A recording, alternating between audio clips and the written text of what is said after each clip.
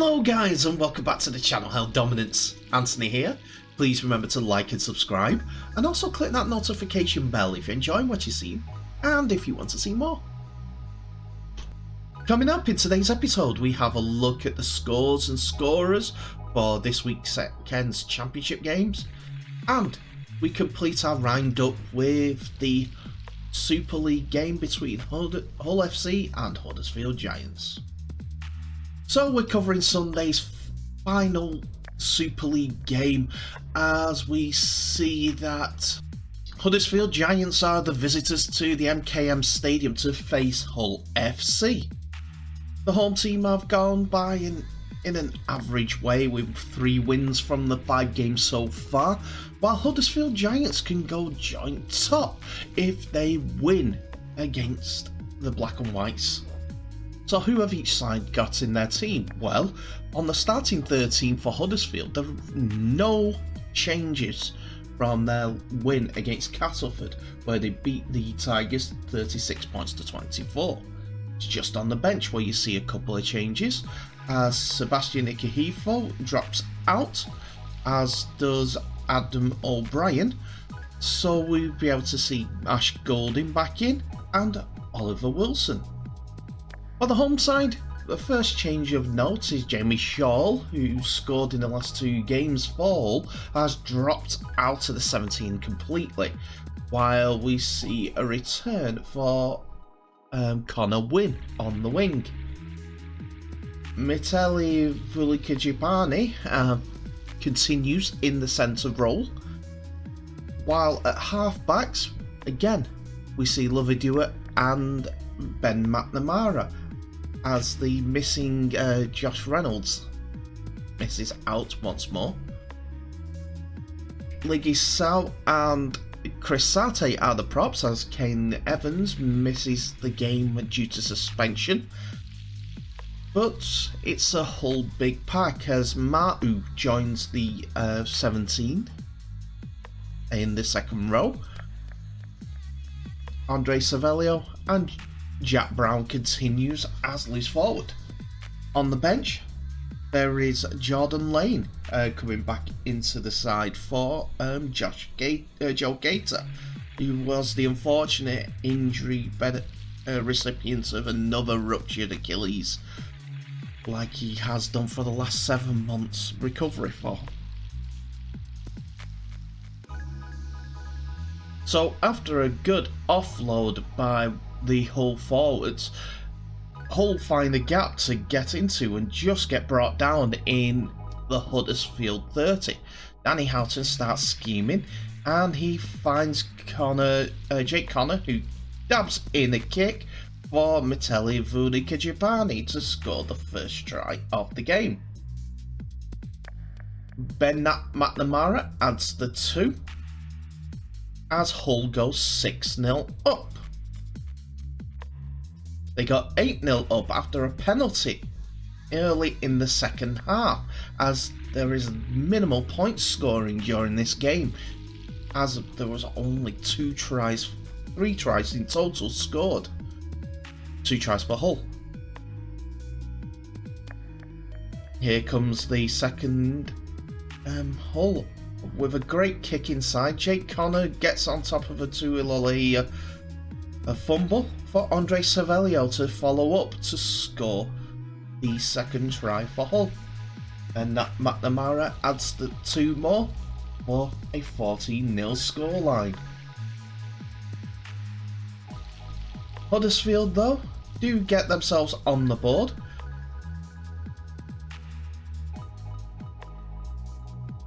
A crash over try for Chris McQueen sees them break the try line after the referee confirms the try, and the conversion is done by Tuilolehia for Huddersfield to score 6 points. By this time, Will Price was sent off. Apologies for the grainy picture, but a dump tackle onto the player's neck, basically. We'll see the young Hull start sit down for a few games. It was reckless, and his coach had things to say about it. With that sending off, Ian Watson says Price will learn from the error of his ways after being sent off for the first time in Super League. The 19-year-old standoff became the 8th player to be dismissed in the first 6 rounds of the competition when he was shown a red card for a dangerous tackle in the 16th minute. 16th minute from the end of the game, with the bright prospect set to discover his fate when the RFL match review panel examines the incident on Monday morning. It's a big lesson for him to learn, Watson said. The big thing is that he's devastated in the changing room. He knows he messed up, and what he's got to do now is lick his wounds and see what the consequences come from those actions and learn from them. He's a good enough kid to learn and understand. You go through some bits of adversity as you go through your career, and this is one that is going to have to face. Watson's right, it is a bit of adversary, but it was an ugly tackle. He does have to face the penalties. Connor Wynn might have been injured badly in that incident, but it looks like we got away with it. He got away with it, and so did Price. Dump tackles like that have been banned for quite some time. I apologise for the grainy picture once more, but that was the only images that we have of it. Tell me what your thoughts are in the comments below, and do you think Watson's right that the kid will learn? And we've got to remember, he is just a kid, and become even better from it.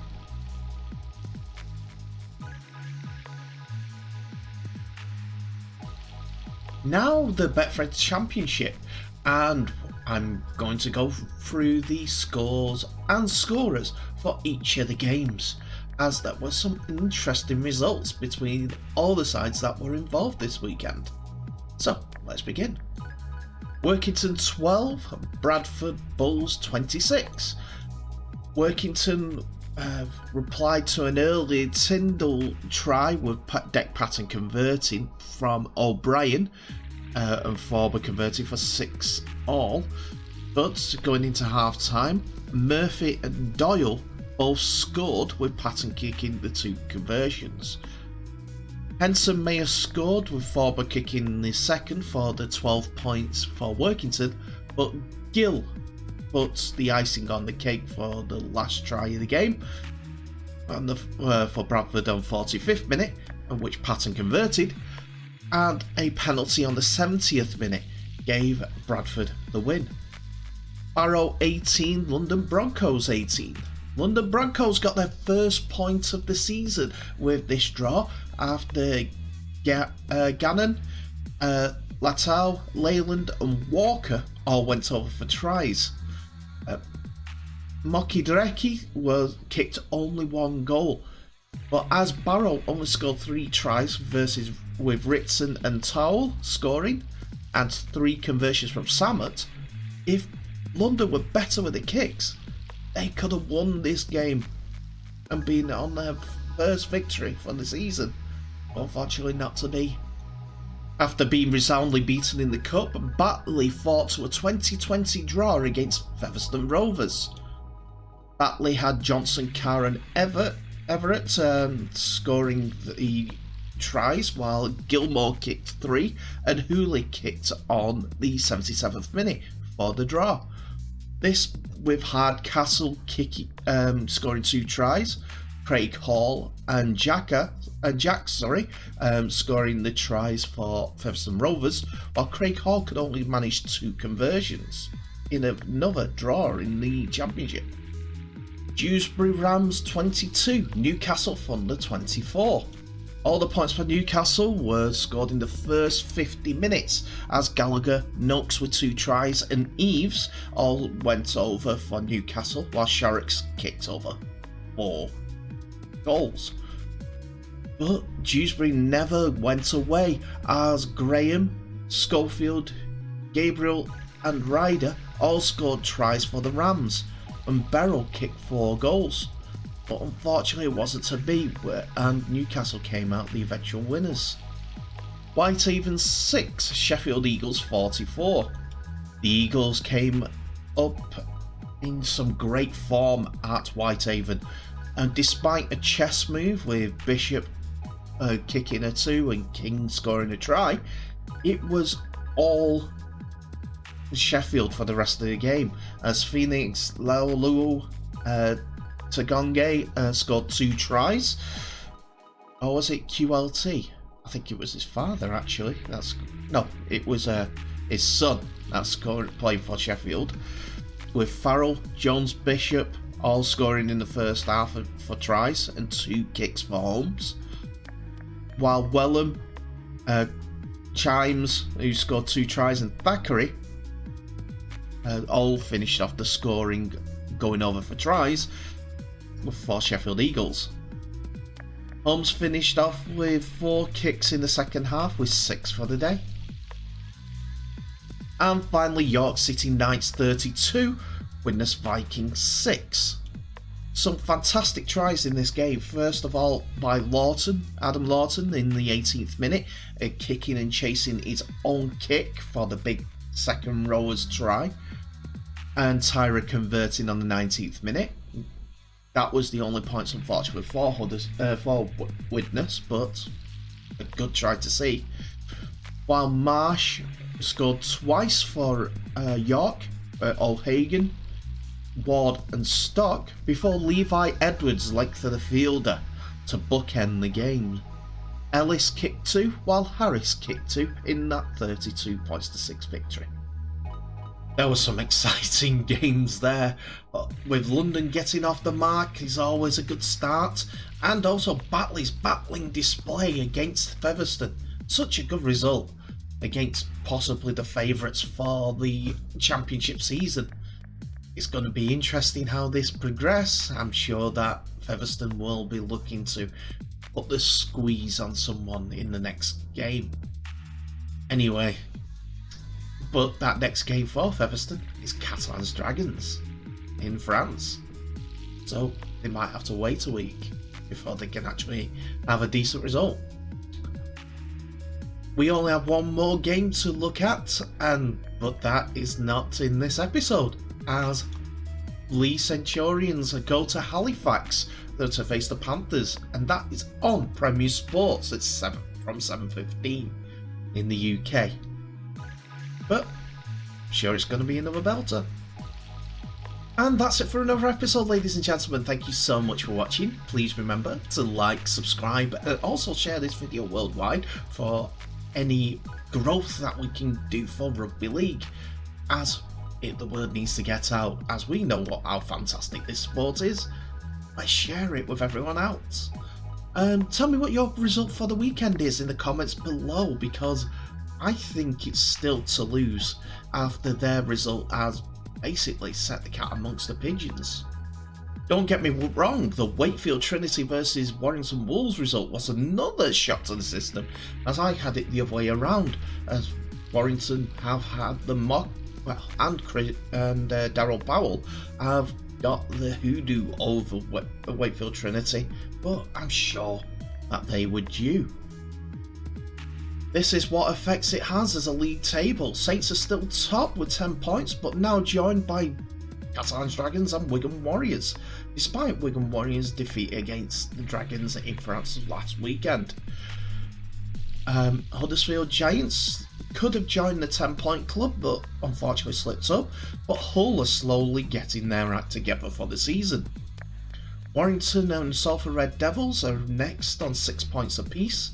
Only points differences separate those two sides, but now Wakefield Trinity are looking better. 2 wins on the board and are now up to 8th, above OKR. Leeds Rhinos have been the story of the season for all the wrong reasons, with 1 win from their 6 games after many pundits have put them into a better state than what they were, even myself. The Castleford Tigers are still in the transition. People are saying they'll still come good. I'm not sure. I'm looking at them with a little bit of trepidation, to be fair. But to lose getting the first points on the board is basically hitting the moon with an egg, with a left-handed throw if you're right-handed. Terrible analogy, I know, but it shows it all, what he can do. Plus the fantastic results in the championship, like Batley's draw against Featherstone.